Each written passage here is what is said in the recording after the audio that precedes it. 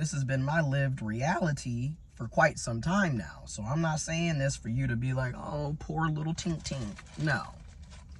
But what I'm saying is, this is my perspective. This is my lived experience. What I've had to realize for myself as a black, gay, intersex, trans man is I'm not going to be everybody's cup of tea. I'm not the default. I'm not what's considered normal.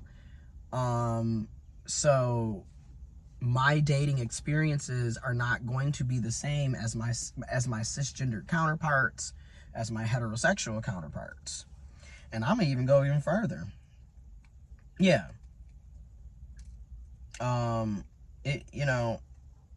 Because when I look at a lot of other intersex men or trans men, because some men are just straight up trans men, and then some are intersex and identify as trans men. So, but when I look at other men in my demographic, those of them that are heterosexual or bisexual or pansexual and they are dating women, they typically are having way better opportunities to find love that's reciprocal, that's healthy, that's supportive, to actually end up in the relationship, the romantic relationships that they want. They have a lot better opportunities than me as a gay intersex trans man. And to me, that kind of just speaks volumes to the issues around toxic masculinity, patriarchy, and how men are socialized to not really put emphasis on emotions, on romance, on really caring about others and reciprocating that. We're not socialized, especially cis males. They're not socialized. And as a gay intersex trans man, there's always that question, well, why don't you date other trans men, other intersex men, other intersex trans men? I would love to. I would love to. However, we're less than 2% of the population.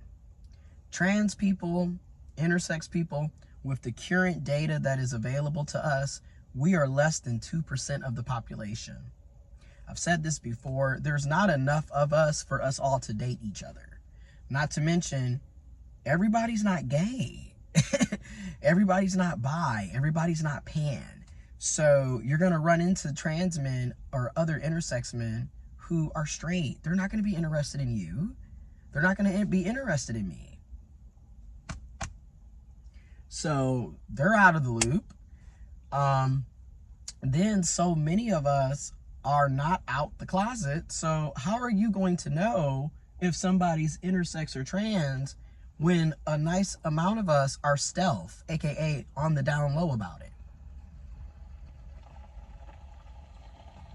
So that's the other issue. Then out of us being less than 2%, you also have to keep in mind you have a portion of the community that are not adults. And I would like to talk to another consenting adult, preferably 30 and up, because I am 32 and a half and will be 33 in less than 6 months. I'm not interested in talking to somebody under 30. I'm just going to be completely honest. You know what I'm saying? The further I get away from my 20s, the less I'm interested in talking to somebody that's under 30. You know what I'm saying? So when people are asking, well, how come you don't? And I'm like, baby, I would love to talk to other intersex trans men. I would love to talk to other queer men.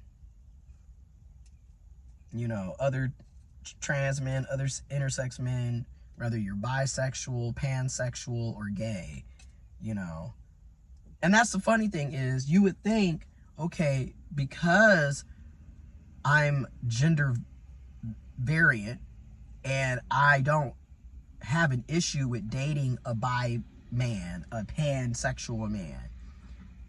You would think I would have more options, but no, it it is not what you think. And then this is why there needs to be more discussion around preferences, because people are just like very surface level with that conversation, and there's no real deeper discussion on the nuances of preferences, and how oftentimes when you are not conventional, when you are not deemed the norm,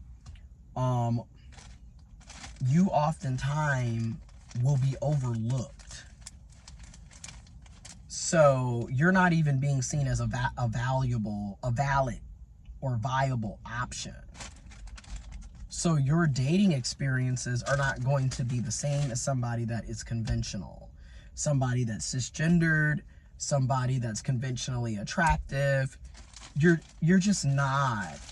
And that is the lived reality of a lot of people. And it isn't just me, right? Because again, I'm not a victim. This is just me speaking about my lived experiences. So yeah, we do not have the same lived reality.